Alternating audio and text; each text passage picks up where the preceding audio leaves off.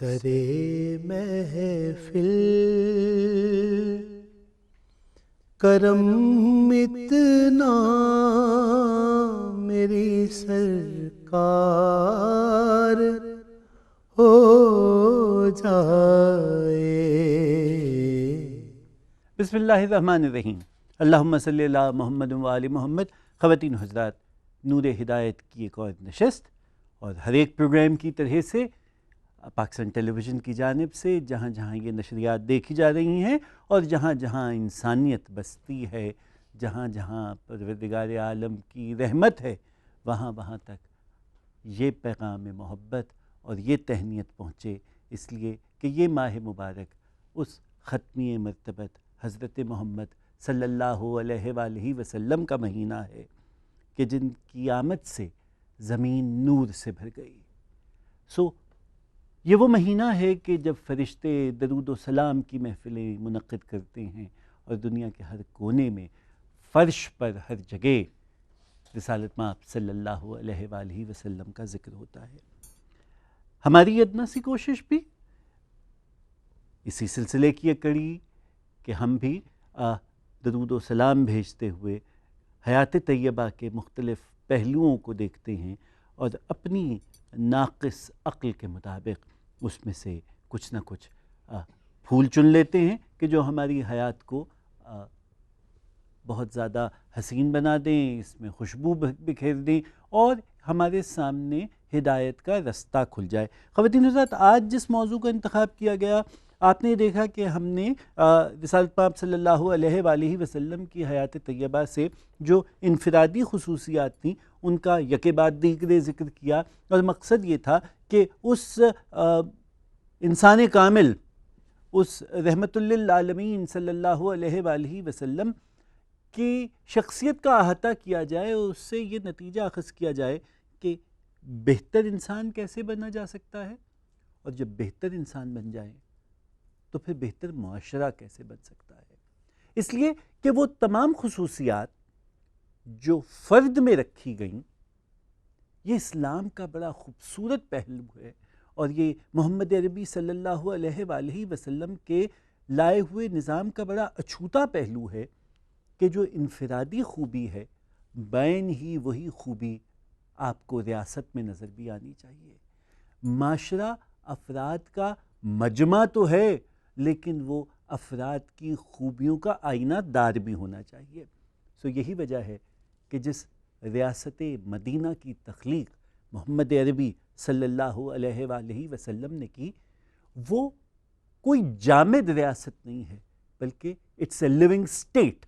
یہ ریاست مدینہ کی بنیادی ذمہ داری ہے کہ وہاں سیاست کا مطلب محض بگاڑ نہیں ہوگا، وہاں سیاست سے مراد دھوکہ دہی، فریب، مکر و فریب نہیں ہوگا، بلکہ وہاں سیاست سے مراد کسی قانون، کسی کلیے، کسی اخلاقی و قانونی نظام کے تابع ہو کر معاملوں کو چلانے کا نام ہوگا۔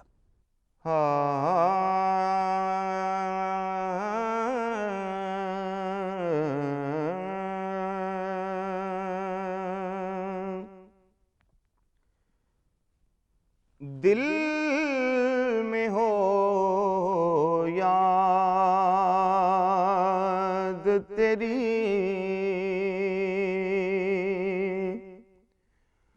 گوشے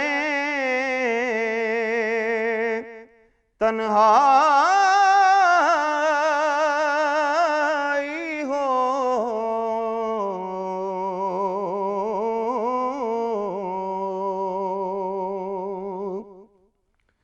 دل میں ہو یاد تیری، گوشے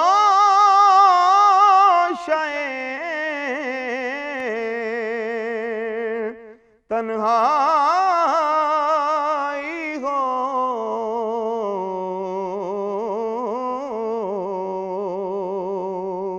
پھر تو خلوت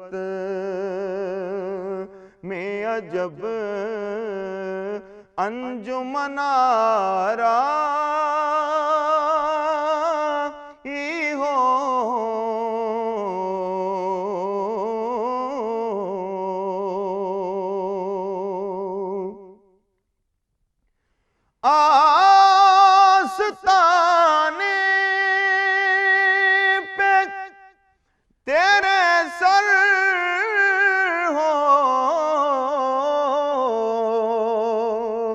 اجل آئی ہو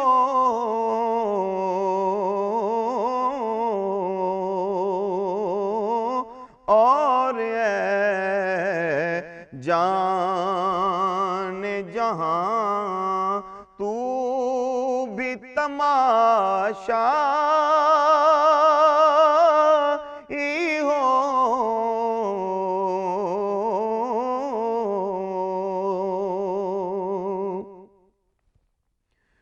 اس کی قسمت پہ فدا تختے شاہی کی راحت.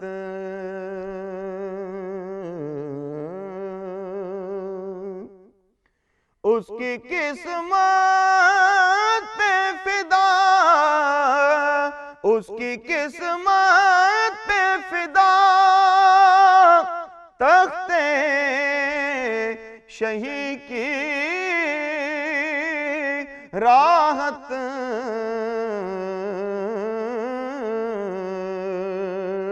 خاک طیبہ پہ جسے چین کی نیند آئی ہو.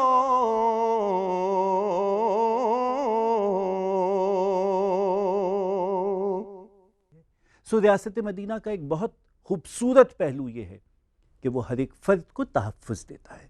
کہیں رسالت مآب صلی اللہ علیہ وآلہ وسلم آواز دیتے ہیں کہ کسی ایک مسلمان سے کسی دوسرے مسلمان کو گزند نہ پہنچے.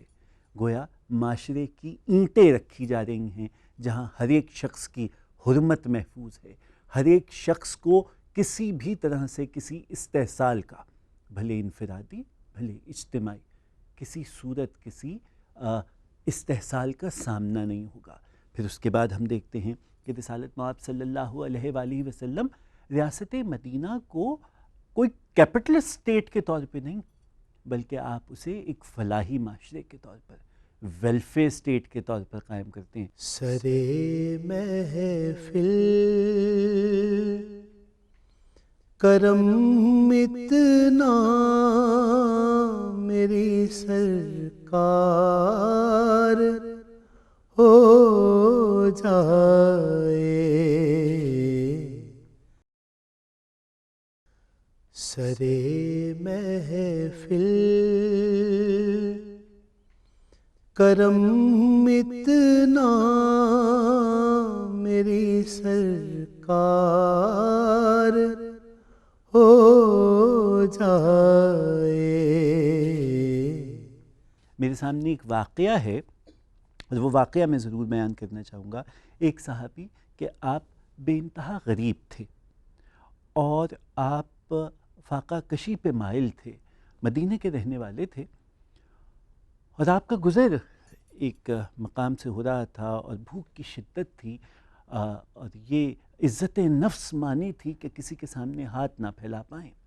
اور ایسے میں آپ کا گزر ایک باغ سے ہوا. وہاں انگور کے خوشے لٹک رہے تھے. جی للچایا اور ایک خوشہ توڑ لیا کیونکہ بھوک کی شدت تھی اور بھوک مائل کر رہی تھی، سو خوشہ توڑ لیا. باغ کا مالک یہ منظر دیکھ رہا تھا. وہ بڑے غیظ و غضب میں آیا. وہ یہ دیکھتا رہا کہ ایک شخص آیا ہے، اس کا حال برا ہے، اس سے غربت عیاں ہے، چہرہ مزمیل ہے، پیاس کی اور بھوک کی شدت چہرے سے عیاں ہے، اور وہ سب منظر دیکھتا رہا تا وقت کہ اس نے دیکھا کہ اس نے میرے انگوروں کے باغ میں سے خوشہ توڑ لیا ہے. سو فوری طور پر وہ غم و غصے کا شکار ہوا، اور نہ صرف یہ کہ وہ ان پہ تشدد پہ مائل ہوا بلکہ ان کو گھسیٹتا ہوا رسالت مآب صلی اللہ علیہ وآلہ وسلم کے پاس لے آیا اور یہ شکایت کی کہ اس نے میرے باغ سے ایک خوشہ توڑا ہے.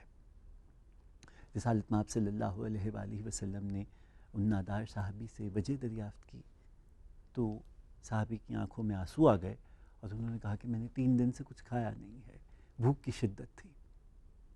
ریاست نے یہ دیکھا کہ ایک شخص بھوکا ہے اور معاشرہ بنانے والے کو اس کا احساس ہوا کہ معاشرے نے اس بھوکے شخص کی کفالت کیوں نہیں کی؟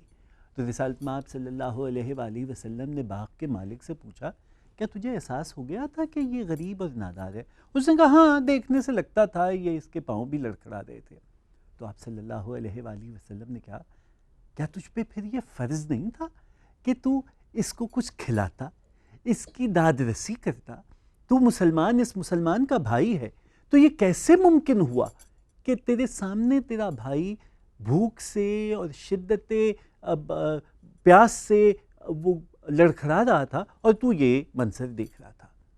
یہ چوری نہیں ہے، بلکہ یہ اجتماعی ذمہ داری تھی اس سارے معاشرے کی جو پوری نہیں کی گئی، سو اس شخص کو چوری کی کوئی سزا دی نہیں جا سکتی۔ دلوں کے ساتھ جبینیں جو خم نہیں کرتے، دلوں کے ساتھ جبینیں جو خم نہیں کرتے، وہ پاسے مدحت خیر الامم نہیں کرتے۔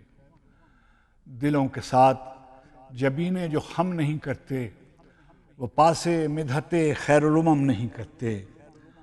دعا بغیر، اجازت بغیر، اذن بغیر، دعا بغیر، اجازت بغیر، اذن بغیر ہم ایک لفظ سپرد قلم نہیں کرتے۔ دعا بغیر، اجازت بغیر، اذن بغیر ہم ایک لفظ سپرد قلم نہیں کرتے۔ کتاب حق نے جنہیں مصطفیٰ قرار دیا، جز ان کے اور کوئی ذکر ہم نہیں کرتے۔ کتاب حق نے جنہیں مصطفیٰ قرار دیا، جز ان کے اور کوئی ذکر ہم نہیں کرتے۔ کریم ایسے کہ انعام کرتے جاتے ہیں، کریم ایسے کہ انعام کرتے جاتے ہیں، جواد ایسے کہ نعمت کو کم نہیں کرتے۔ کریم ایسے کہ انعام کرتے جاتے ہیں، جواد ایسے کہ نعمت کو کم نہیں کرتے۔ جو ان کے جادہ رحمت سے منحرف ہو جائیں، زمانے ان کو کبھی محترم نہیں کرتے۔ جو ان کے جادہ رحمت سے منحرف ہو جائیں، زمانے ان کو کبھی محترم نہیں کرتے۔ میسر آتی ہے جن کو درود کی توفیق کسی بھی حال میں ہوں، کوئی غم نہیں کرتے۔ میسر آتی ہے جن کو درود کی توفیق کسی بھی حال میں ہوں، کوئی غم نہیں کرتے۔ نظر میں طائف و مکہ رہیں تو ان کے غلام، جواب میں بھی ستم کے ستم نہیں کرتے۔ جواب میں بھی ستم کے ستم نہیں کرتے۔ دلوں کے ساتھ جبینیں جو خم نہیں کرتے، وہ پاسے مدحت خیر الامم نہیں کرتے۔ دعا بغیر، اجازت بغیر، اذن بغیر ہم ایک لفظ سپرد قلم نہیں کرتے۔ یہ بہت بڑی بات ہے، اب آپ اس کو پھیلانا شروع کیجئے۔ کیسے معاشرے میں فرسٹریشن پھیلتی ہے، کیسے بگاڑ آتا ہے۔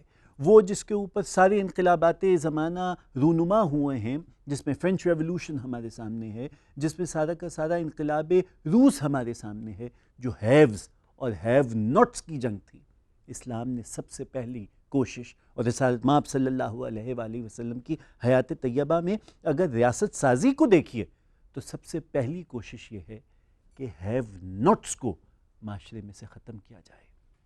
سو کہیں ہم زکوٰۃ کا نظام دیکھتے ہیں، کہیں ہم نظام مواخات دیکھتے ہیں۔ مہاجرین اپنا سب کچھ چھوڑ کر مکہ آ گئے، مکہ سے مدینہ آ گئے ہیں، اور اب ہاتھ میں کچھ نہیں ہے۔ سو رسالت مآب صلی اللہ علیہ وآلہ وسلم جو ریاست بنانے جا رہے ہیں، وہ یہ کیسے گوارا کر لیں گے کہ ان کے رفقا میں لوگ نادار ہوں اور وہ ریاست کی طرف دیکھ رہے ہوں اور ریاست ان کی کوئی خبر گیری نہ کر پائے۔ سو آپ نے ایک ایسا نظام متعارف کرایا جسے بہت بعد میں اکنامک بردرہڈ کا نام دیا گیا۔ ہم بعد کی جتنی معاشی فلسفے پڑھتے ہیں تو ایک احساس تفاخر ہے کہ ہر ایک آنے والا جو فلسفے کی بنیاد لے رہا ہے وہ رسالت مآب صلی اللہ علیہ وآلہ وسلم کی حیات طیبہ سے لے رہا ہے۔ سو جس کو بہت بعد میں اکنامک بردرہڈ کہا گیا، وہ تو اسلام کا نظام مواخات ہے۔ آپس میں بانٹ لو، ایک جگہ لے آؤ، لوگوں کی مدد کرو۔ یہ ویلفیئر اسٹیٹ کا کانسیپٹ ہے، اور اس میں ریاست انفرادی شخص کی جو خوبی ہے اس پہ انحصار کر رہی ہے۔ اقبال نے کہا تھا کہ ہر فرد ہے ملت کے مقدر کا ستارہ. اب ذرا اس مصرعے کو اس نقطۂ نظر سے بھی تو دیکھیے کہ کیسے یہ معاشرہ بن رہا ہے. مولانا کوثر نیازی نے جب اس کے اوپر اپنا مضمون تحریر کیا نقوش کے رسول نمبر میں، تو آپ نے لکھا کہ اسلام کا انقلاب محض شخصیات کے چہرے بدلنے کا انقلاب نہیں ہے، یہ اساسی و اخلاقی اقدار اور طرز فکر کو یکسر تبدیل کر دینے کا انقلاب ہے. اب ذرا ہم اس کی تفصیل میں جائیں تو یہ امرہم شورا بینہم کا جمہوری معاشرہ ہے. یہ فرد واحد کے ہوس اقتدار کا معاشرہ نہیں ہے. سبیل ہے اور صراط ہے اور روشنی ہے. سبیل ہے اور صراط ہے اور روشنی ہے. ایک عبد مولا صفات ہے اور روشنی ہے. سبیل ہے اور صراط ہے اور روشنی ہے. ایک عبد مولا صفات ہے اور روشنی ہے. کتاب و کردار ساتھ ہے اور روشنی ہے. درود جزو صلاۃ ہے اور روشنی ہے. کتاب و کردار ساتھ ہے اور روشنی ہے. درود جزو صلاۃ ہے اور روشنی ہے. میان معبود و عبد میثاق نور کے بعد نظر میں بس ایک رات ہے اور روشنی ہے. میان معبود و عبد میثاق نور کے بعد نظر میں بس ایک رات ہے اور روشنی ہے. حضور غار حرا سے بیت الشرف میں آئے. حضور غار حرا سے بیت الشرف میں آئے. بس ایک یقین ساتھ ساتھ ہے اور روشنی ہے. حضور غار حرا سے بیت الشرف میں آئے. بس ایک یقین ساتھ ساتھ ہے اور روشنی ہے. حضور مکے سے جا رہے ہیں کتاب کے ساتھ. حضور مکے سے جا رہے ہیں کتاب کے ساتھ. کتاب کل کائنات ہے اور روشنی ہے. حضور مکے سے جا رہے ہیں کتاب کے ساتھ. کتاب کل کائنات ہے اور روشنی ہے. حضور مکے میں آ رہے ہیں کتاب کے ساتھ. کتاب ہی میں نجات ہے اور روشنی ہے. کتاب ہی میں نجات ہے اور روشنی ہے. رفیق اعلیٰ کا حکم ہے اور کتاب دائم. رفیق اعلیٰ کا حکم ہے اور کتاب دائم. ابد تک اب ان کی ذات ہے اور روشنی ہے. رفیق اعلیٰ کا حکم ہے اور کتاب دائم. رفیق اعلیٰ کا حکم ہے اور کتاب دائم. ابد تک اب ان کی ذات ہے اور روشنی ہے. غلامی افتخار عارف پہ مہر خاتم. غلامی افتخار عارف پہ مہر خاتم. ثبوت فرد نجات ہے اور روشنی ہے. سبیل ہے اور صراط ہے اور روشنی ہے. ایک عبد مولا صفات ہے اور روشنی ہے. کتاب و کردار ساتھ ہے اور روشنی ہے. درود جزو صلاۃ ہے اور روشنی ہے. کہ جو نہ صرف یہ کہ یتیموں کی کفالت کرتا ہے، مسکینوں کی کفالت کرتا ہے، بلکہ جو ریاست کے پاس اسیر ہیں، اگر وہ جیل چلے گئے ہیں تو ان کے اہل خانہ کا کیا ہوگا؟ کیا ہم انہیں بے یاد و مددگار چھوڑ دیں گے؟ نہیں، ریاست کو ان کو بھی دیکھنا ہے. یہ اس قسم کا معاشرہ ہے.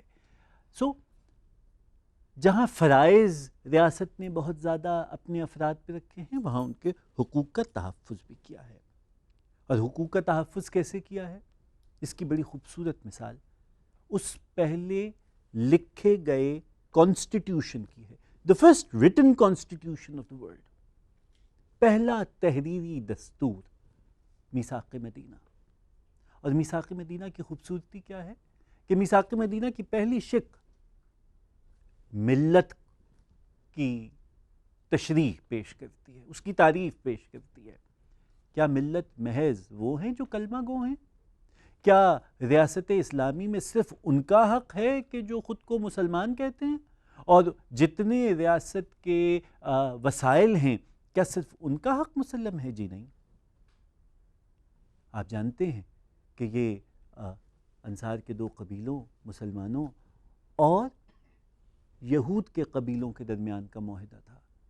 سو یہ طے ہوا کہ جو بھی مدینے میں ہیں وہ سب ایک ملت ہیں، اور ریاست مدینہ کی ذمہ داری یہ ہے کہ ان سب کے جان و مال و عزت و آبرو کا تحفظ کرے گی. سو ملت کے لفظ کے مطابق ریاست کے سامنے کوئی تخصیص نہیں ہے، نہ جنس کی، نہ مذہب کی، نہ مقام کی، نہ مرتبے کی. غلام ہے تو بھی اس کا اتنا ہی حق ہے، امیر ہے تو بھی اس کا اتنا ہی حق ہے، مسلمان ہے تو بھی اس کا اتنا ہی حق ہے، اور اگر غیر مسلم ہے تو بھی ریاست کے سامنے اس کا اتنا ہی حق ہے. یہ ہے وہ ریاست مدینہ کہ جس کی جانب ہمیں بڑھنا ہے، اور ہمیں دیکھنا ہے کہ کہاں کجی رہ گئی ہے نظام میں، کہ ہم حق و انصاف کا، عدل کا، رحم کا، ایک دوسرے کی عزت و آبرو کا پاس رکھنے کا، اور سب سے بڑھ کر رواداری کا معاشرہ قائم نہیں کر سکے.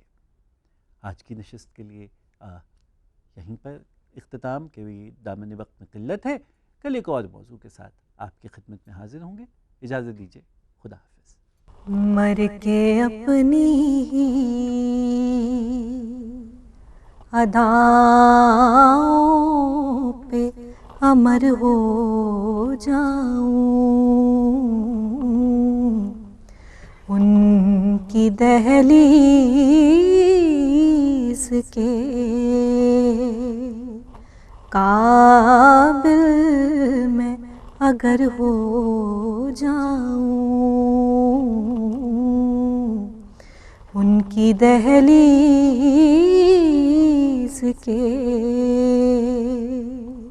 قابل میں اگر ہو جاؤں،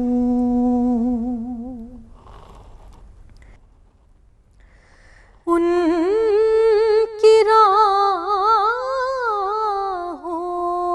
راہوں پہ مجھے اتنا چلانا یا رب، ان کی راہوں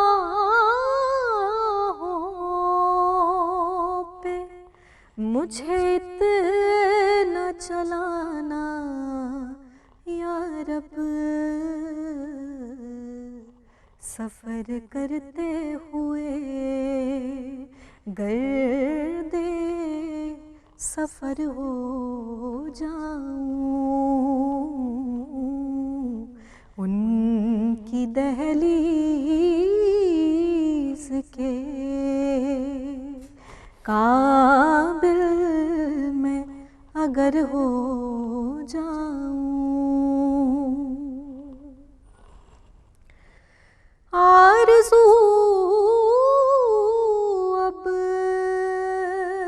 تو مظفر جو کوئی ہے تو یہ ہے، آرزو اب تو مظفر جو کوئی ہے تو یہ ہے، جتنا باقی ہوں مدینے میں بسر ہو جاؤں، جتنا باقی ہوں مدینے میں بسر ہو جاؤں، مر کے اپنی ہی اداؤں پہ امر ہو جاؤں، ان کی دہلیز کے قابل میں اگر ہو